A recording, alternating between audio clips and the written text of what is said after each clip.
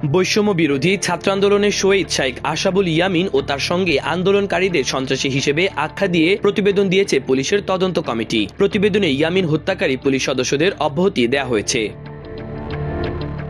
পুলিশের এই প্রতিবেদনে গভীর বিস্ময় প্রকাশ করে স্বরাষ্ট্র মন্ত্রণালয় বলেছে, চরম পক্ষপাতদুষ্ট এ প্রতিবেদন অগ্রহণযোগ্য। আর শহীদ ইয়ামিনের প্রতি পুলিশের এমন আচরণকে ভয়ঙ্কর বর্বরতার বহিঃপ্রকাশ বলে প্রতিবেদন দিয়েছে সশস্ত্র বাহিনী বিভাগও। স্বরাষ্ট্র মন্ত্রণালয় সূত্র আমার দেশকে এ তথ্য জানিয়েছে।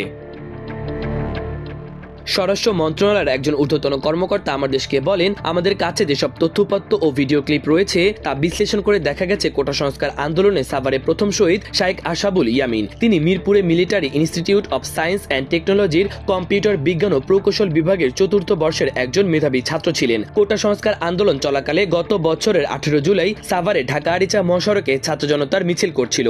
আমাদের কাছে থাকা তথ্য অনুযায়ী সেখানে মিছিলে অংশগ্রহণকারীরা ছিলেন নিরস্ত্র। পুলিশ মিছিলটি ছত্রভঙ্গ করতে এপিসি ব্যবহার করলে ইয়ামিন তা রুখে দাঁড়ায় এবং সে সময় গুলিতে তার বুক ঝাঁঝরা হয়ে যায়। পুলিশ এপিসির ভেতর থেকে ইয়ামিনের লাশ টেনে হিচড়ে ফেলে দেয়।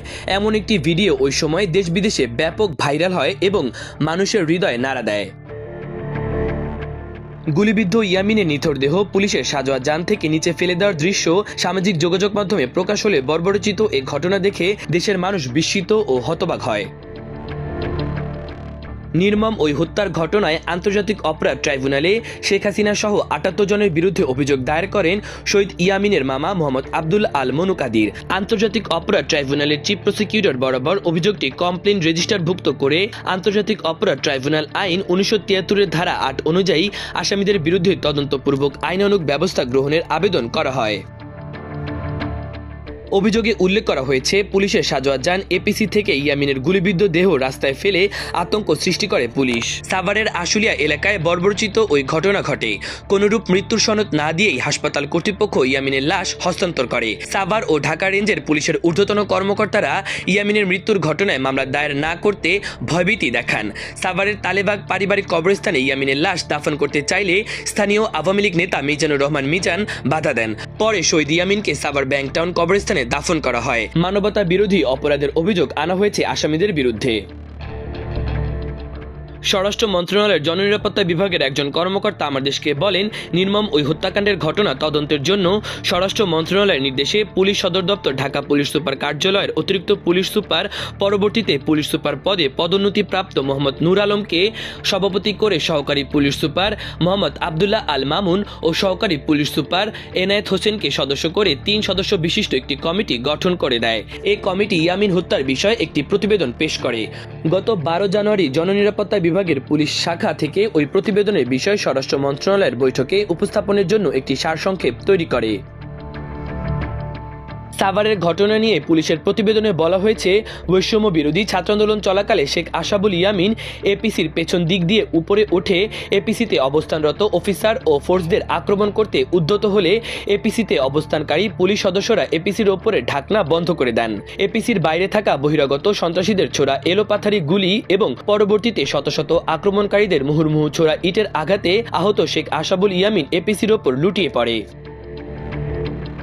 পুলিশের এই প্রতিবেদনের বিষয়ে স্বরাষ্ট্র মন্ত্রণালয়ের তৈরি করা সারসংক্ষেপে বলা হয়েছে, সশস্ত্র বাহিনী বিভাগ হতে পুলিশ কর্তৃক MISTর ছাত্র শহীদ শেখ আশাবুল ইয়ামিনকে নির্মমভাবে হত্যার সুষ্ঠু বিচারের লক্ষ্যে একটি প্রতিবেদন এ বিভাগে প্রেরণ করা হয়েছে। প্রতিবেদনে উল্লেখ করা হয়েছে, বাংলাদেশে পুলিশ বাহিনীর কতিপয় সদস্য ইয়ামিনকে গুরুতর আহত অবস্থায় নির্মমভাবে এপিসি থেকে ফেলে হত্যা করে।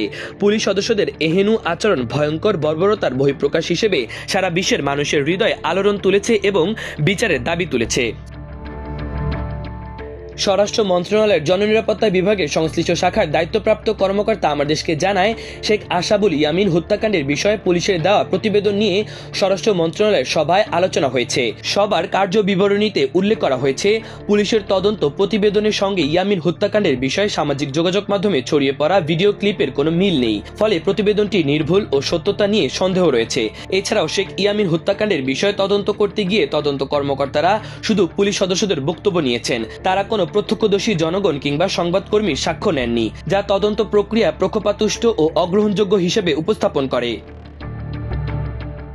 একটি পেশাদার ও নিরপেক্ষ তদন্তের জন্য সংশ্লিষ্ট সব পদের সাক্ষ্য গ্রহণ অত্যন্ত জরুরি ছিল। তদন্তকারী পুলিশ কর্মকর্তারা তদন্তকালে অপেশাদার সুলভ কর্মকাণ্ড সহ দায়িত্বের চরম অবহেলা করেছেন।